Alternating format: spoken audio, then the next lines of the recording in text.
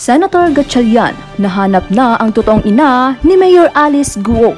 Nahanap na umano ni Senator Win Gatchalian ang biological mother ni Bamban Tarlac Mayor Alice Guo na isa raw Chinese citizen. Sa isang ambush interview sa media nitong Miyerkules, nagsagawa raw ng investigasyon si Gatchalian upang makakalap ng impormasyon tungkol sa ina ni Alice Guo. Based on my investigation and asking around sa kayong mga dokumento, personal analysis ko baka ito yung biological mother ni Alice Guo. Saan pa ni Gatchalian? She's a Chinese citizen based on the Bureau of Immigration. Galing sa Bureau of Immigration yung record. Chinese citizen si Alice Guo.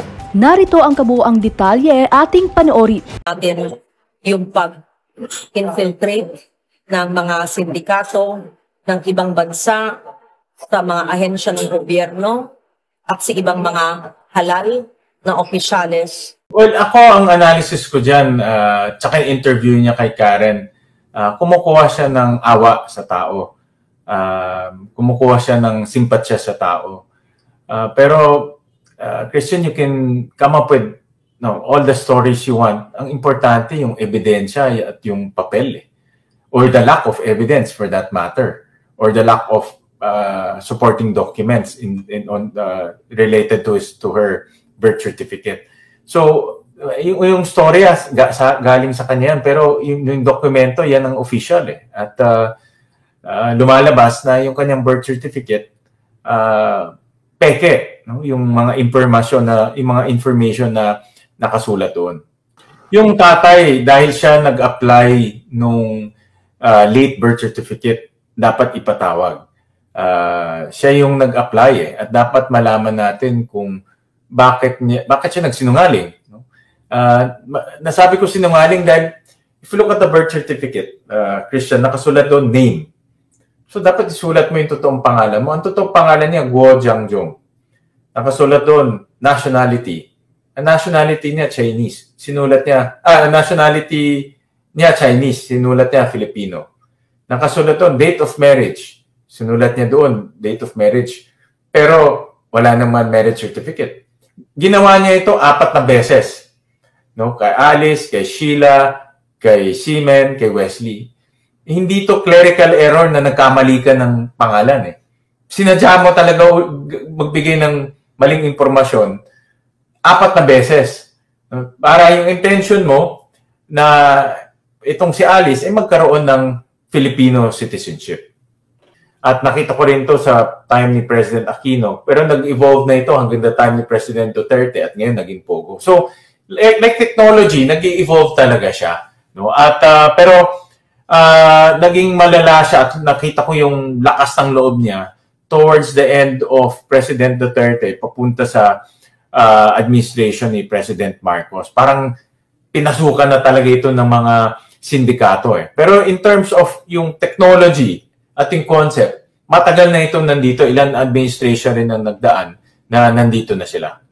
Ako, meron akong theory na ang nanay niya Chinese at meron akong information kung sino yung totoong nanay niya. Dahil, kung matatanda mo, the first hearing, sabi niya tumira siya sa Valenzuela. So, na-curious ako. Nagtanong-tanong ako in that area. In fact, malapit lang sa bahay namin yung kanyang allegedly tinirahan. So nagtanong-tanong ako doon. At merong pinakilala siya at yung pamilya niya na nanay niya. Ang pangalan nitong nanay niya, biological mother niya ay si Wen Yi Lin. No? So iyan ang pinakilala niya doon sa mga taga Valenzuela. No? So sorry sir. How do you spell the name? Wen Li?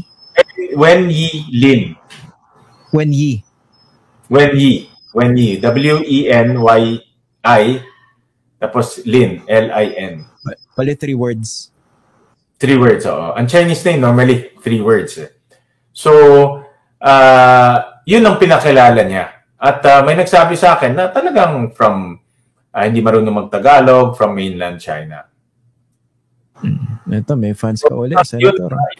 Yun ang nakuha kong information dito sa pagtatanong ko sa Valenzuela. So kung if that is true, tatay niya Chinese, nanay niya Chinese, then obviously Chinese siya. Tsaka based sa PSA guidelines, very strict ang PSA. Nakasulat doon, dapat may supporting documents yung pag-apply mo ng late registration. Yung pag-apply ng tatay niya ng late registration, walang supporting documents except for one, yung certification ng NSO at that time, no, yung National Statistics Office pa before. So, walang supporting documents. For example, isa sa pinakamahalaga doon, yung affidavit of two disinterested persons. Wala yun. No? Mga affidavit from yung hilot, yung manghihilot, o yung midwife, wala rin doon. Completely walang supporting documents.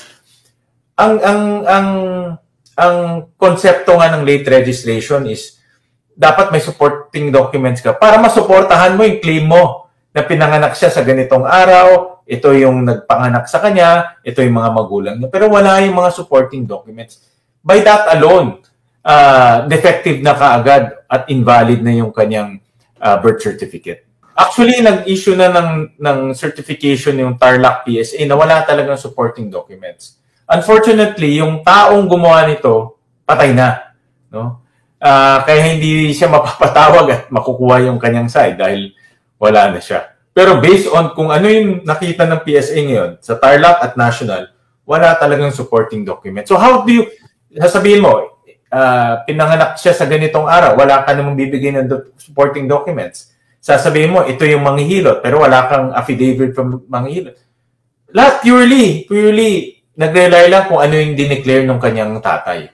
According to PSA, meron na silang in-investigate na 300 cases, the same cases like this, na spurious birth certificates.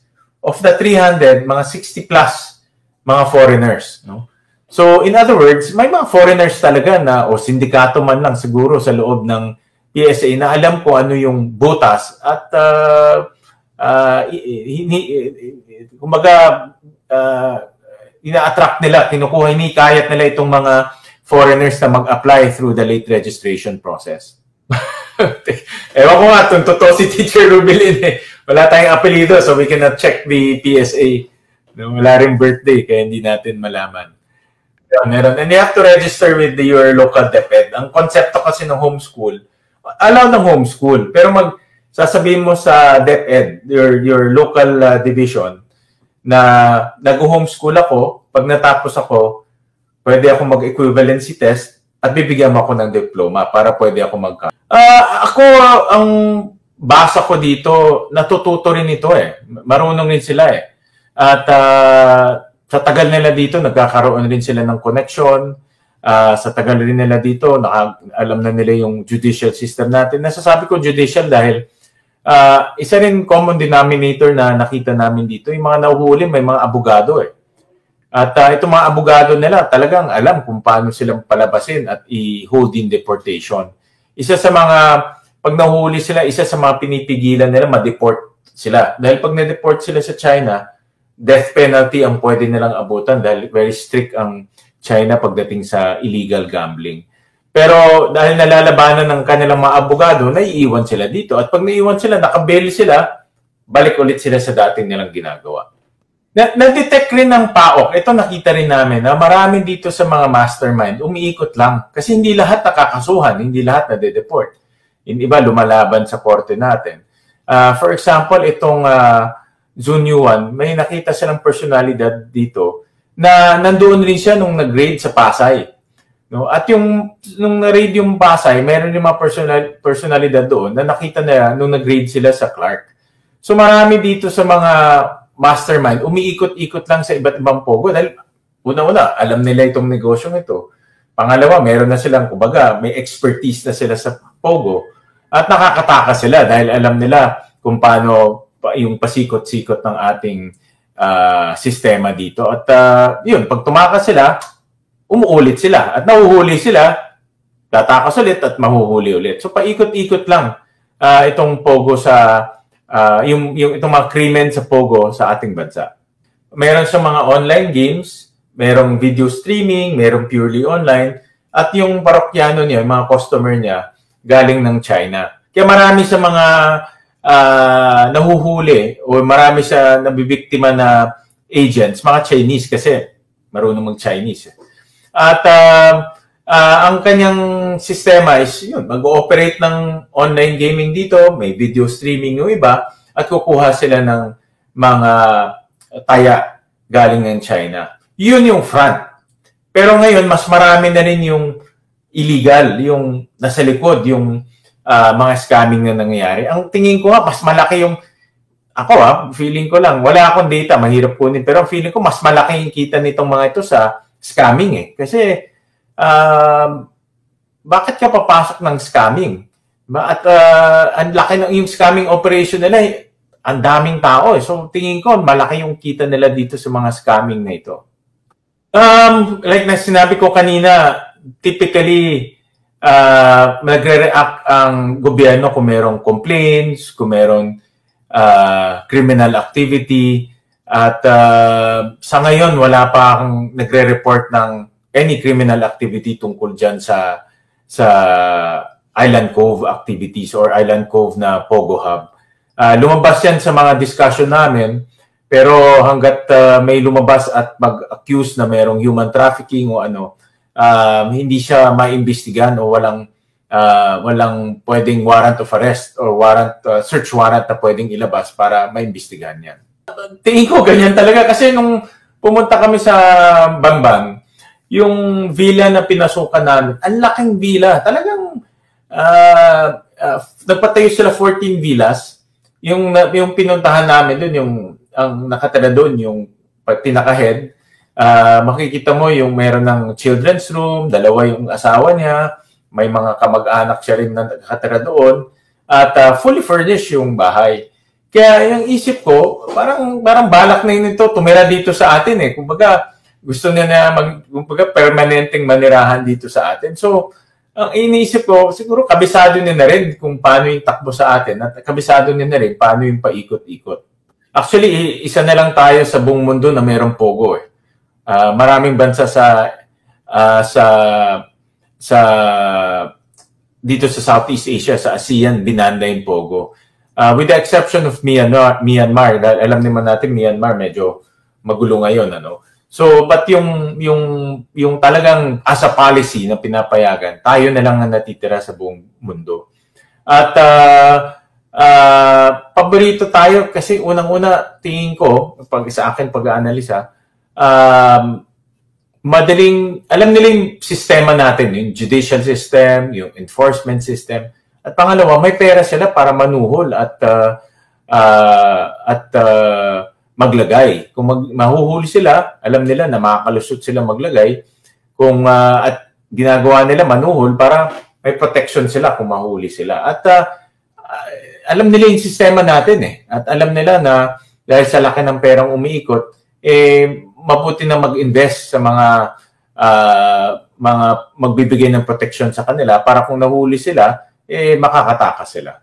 Yan ang pag-aanalisa ko dahil doon sa information na nakuha namin sa mga enforcement agencies at may mga picture na pinakita, may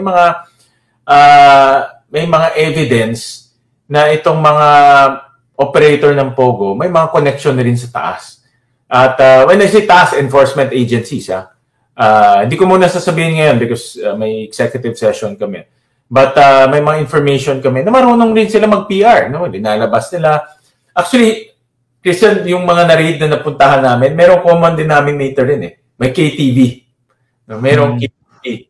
At tinanong ko nga yung PAOK bakit may KTV. At nakita rin nila na maraming dinadala doon na mga enforcers, mga may connection. Nagpi-PR rin sila para alam nila may protection sila. Nag-umpisa, actually nabanggit ko nung huling interview natin na nakita ko kasi itong evolution ng Pogo eh. Nag-umpisa ito sa mga video streaming, tapos naging yung tinatawag nilang video streaming at yung merong actual dealer at merong nag-stream tapos doon tumataya. Tapos naging online, naging marami ng forms at ngayon naging Pogo na. No?